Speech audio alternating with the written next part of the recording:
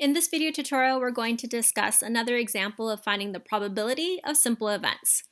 Our problem states a dartboard, which is right here, is divided into 20 equal sections.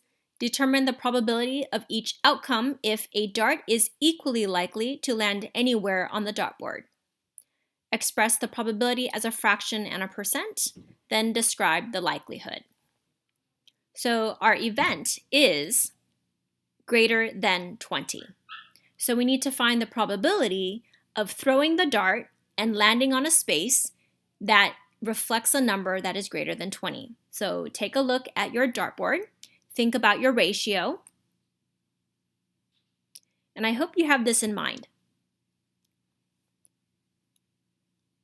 The number of numbers that are greater than 20, I hope you know that it's 0.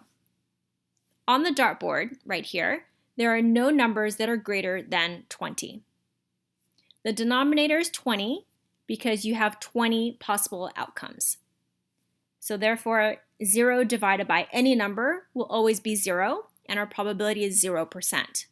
So because the probability is 0%, the event of getting numbers greater than 20 will be called impossible.